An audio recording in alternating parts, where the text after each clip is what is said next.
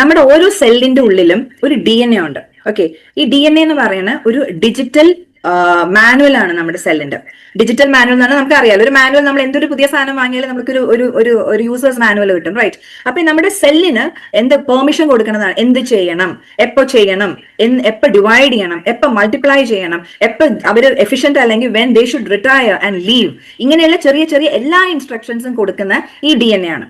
പിന്നെ എന്ത് സംഭവിക്കുന്നത്, ചില സമയത്ത് ഈ സെൽസ് തന്നെ ഈ ഇൻസ്ട്രക്ഷൻ DNA എന്ന് വായിക്കാൻ നോക്കണ സമയത്ത് അവർ തെറ്റായിട്ട് വായിച്ചു. ഫോർ എക്സാമ്പിൾ, ഒരു സ്പൂൺ ഉപ്പിടേണ്ട സ്ഥാനത്ത് ഒരു കുക്കറി ഷോയില് അല്ലെങ്കിൽ കുക്കറി ബുക്കിനകത്ത് നിന്ന് ഒരു സ്പൂൺ എന്നുള്ള സ്ഥാനത്ത് അറിയാണ്ട് ഒരു 0 വന്ന് കിടന്ന് 10 സ്പൂൺ ഉപ്പിട്ട് എങ്ങനെ ഇരിക്കും.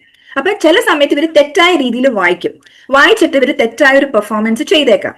അങ്ങനെ വരുമ്പോഴും ചെറിയ ചെറിയ ആ സ്റ്റാർട്ടിങ്ങിലും ചെറിയ ചെറിയ പ്രശ്നങ്ങൾ വരുന്ന സമയത്തും ബോഡി അപ്പൊ തന്നെ അതിനെ കണ്ടുപിടിച്ചു, അപ്പൊ തന്നെ അതിനെ റിപ്പയർ ചെയ്തു.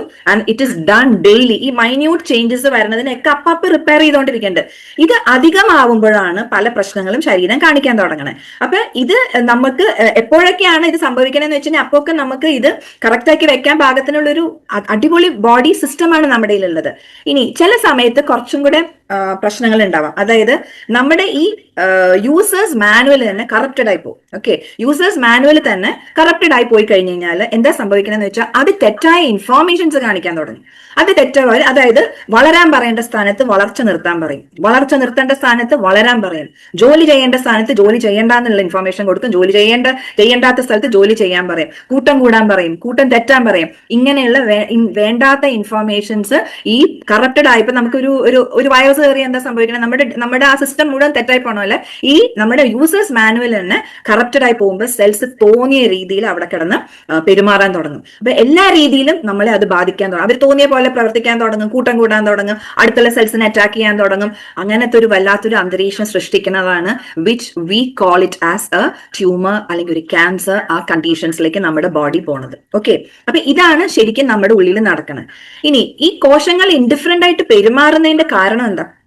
ഈ DNA മ്യൂട്ടേഷൻ സംഭവിക്കുന്നത്, അത് വരുന്നതും അവിടുത്തെ എൻവയൺമെന്റ് ഒരു അൺഫേവറബിൾ, അതായത് നമുക്ക് ഫേവറബിൾ അല്ലാത്തൊരു കണ്ടീഷൻ, ഈ രീതിയിലൊക്കെ അവർ തോന്നിയ പോലെ പെരുമാറണം. അപ്പൊ അത് ചെറിയ രീതിയിലൊക്കെ ആണെങ്കിൽ ഞാൻ പറഞ്ഞു body has an excellent repair system, അവർ അപ്പൊ തന്നെ അത് ഫിക്സ് ചെയ്യും. ബട്ട് ഇത് എപ്പോഴാണ് ഫേവറബിൾ ആയി നിൽക്കേണ്ടത്? നമുക്ക് ഇപ്പൊ ഫേവറബിൾ കണ്ടീഷനും വേണമല്ലോ. എപ്പോഴാണ് നമുക്ക് ഫേവറബിൾ ആയി നിൽക്കണേന്ന് വെച്ച് കഴിഞ്ഞാൽ ഇനിയാണ് നമ്മൾ നമ്മുടെ ഹാബിറ്റ്സിലേക്ക് നമ്മൾ വരാൻ പോകണം. അപ്പൊ നമ്മൾ തുടങ്ങി ബോഡി ഹെൽത്തി ആയിട്ടിരിക്കണം എന്ന് എപ്പോഴും മനസ്സിലുണ്ടാവണം. ബോഡി ഹെൽത്തി ആയിട്ടിരിക്കണം എപ്പോഴാണ്? ബോഡി ഹെൽത്തി ആയിട്ടിരിക്കണം നമ്മുടെ എല്ലാ വെയർ ആൻഡ് ടയറും എല്ലാം ഭംഗിയായിട്ട് നടക്കുമ്പോൾ. ഇനി അതിന് ഫേവറബിൾ കണ്ടീഷൻ വേണം. ഓക്കെ, അൺഫേവറബിൾ കണ്ടീഷനിൽ ഇതൊക്കെ പ്രശ്നം. What is A favourable condition?